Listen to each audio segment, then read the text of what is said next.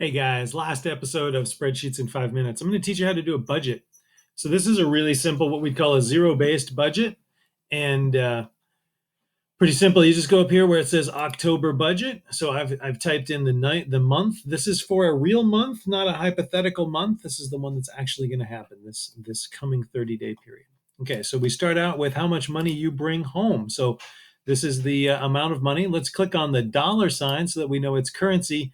Check it out. I don't really want the zeros on there. In spreadsheets, I can go up to this thing here that says decrease decimal places.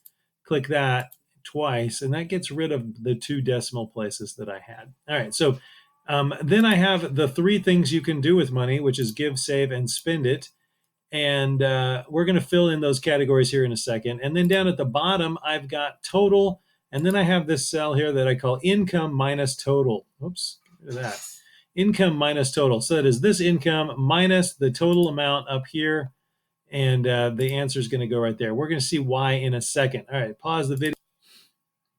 Okay, so as you can see, I've filled in these examples. So I've got this person's giving some money to a charity or church every month. They're saving some money every month. They're saving for their car. They've also got, I'll put that back. All right, so they've also got saving for a car purchase down the road someday.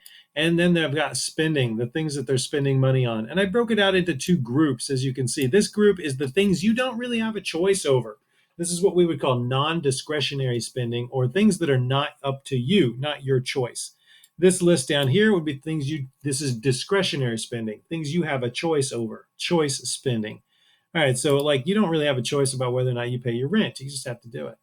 Your utilities and your cell phone bill. By the way, if you're paying more than $50 for a cell phone bill, you're getting ripped off. Like you don't need unlimited data, probably. Anyway, look into it. I know a lot of students are getting ripped off.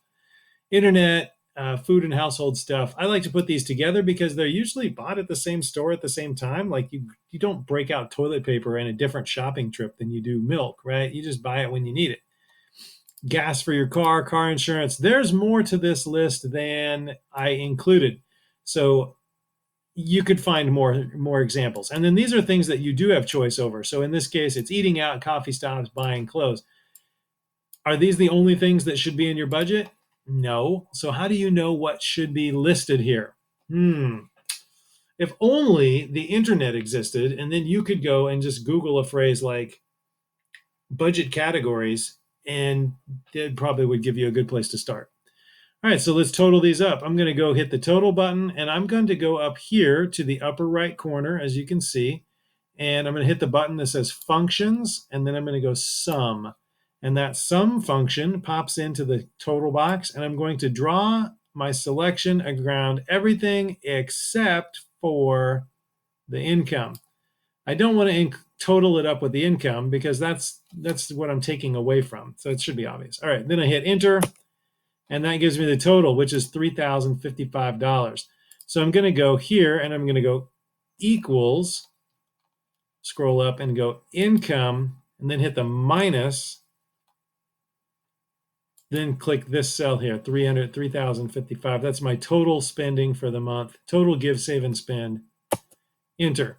And this says 165. So what does that mean? That means that I have $165 that I need to do something with this month. I either need to give more, save more, or spend more this month. Well, you know that Mr. Finkbeiner is going to say save more. So save some more.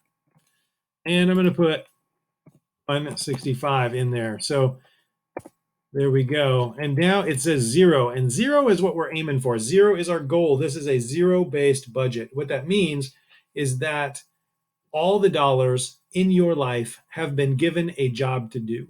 Dollars that haven't been given a job to do tend to just trickle through your fingers and you just fritter them away. So we want this to be a 0 at the very end. There you go. If you need more information on how to do a budget like this, it's pretty simple. Just watch the video again. There you go. Talk to you later.